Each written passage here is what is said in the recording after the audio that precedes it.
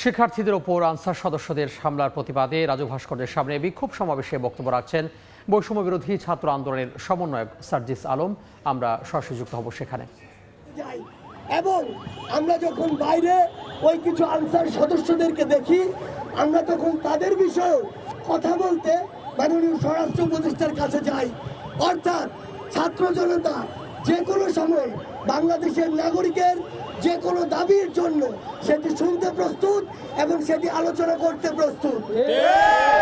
কিন্তু আমরা যখন তাদের একটি টিম সচিবালয়ের ভিতরে নিয়ে এসে সকলের সাথে কথা বলার ব্যবস্থা করলাম, দুপুরে একবার কথা হয়েছে, সন্ধ্যায় একবার কথা হয়েছে, তারা কনভিন্স হয়, তাদের অধিকাংশ দাবি মেনে নেওয়া হয় এবং বাকি দাবিগুলোর জন্য যৌক্তিকতা বিবেচনায় কিছু সময় চাওয়া হয়।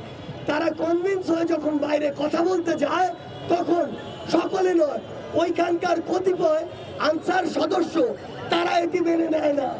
অর্থাৎ তাদের উদ্দেশ্যই ছিল দাবি মানা বা না মানার সাথে কিছু নয়, তাদের উদ্দেশ্য ছিল সচিবালয়কে অবরুদ্ধ করে দেশকে অবরুদ্ধ করার চেষ্টা করা।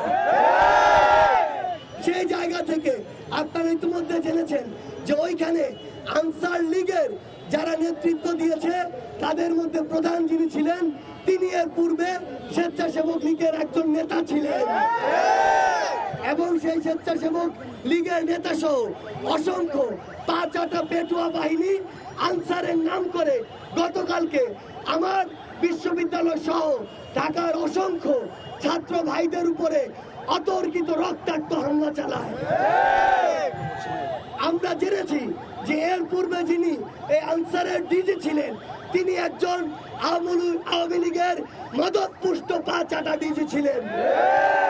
আমরা আমাদের জায়গা থেকে স্পষ্ট করে বলতে চাই, ওই পাঁচ-আটা ডিজিকে এই ছাত্রদের উপরে রক্তাক্ত হামলার জন্য অবশ্যই বিচারের আওতায় আনতে হবে। আমরা আমাদের জায়গা থেকে স্পষ্ট করে বলতে চাই, যে ফ্যাসিবাদের দোসররা এখনো বাংলাদেশের বিভিন্ন জায়গায় বসে বিভিন্ন ষড়যন্ত্র এবং নীল নকশার চেষ্টা করছে, তাদেরকে দ্রুত খুঁজে বের করে ওই জায়গা থেকে উৎপাটন করতে হবে। ঢাকা বিশ্ববিদ্যালয়ের রাজু ভাস্কর্যে বক্তব্য রাখছিলেন বৈষম্য বিরোধী ছাত্র আন্দোলনের অন্যতম সমন্বয়ক সার্জিস আলম।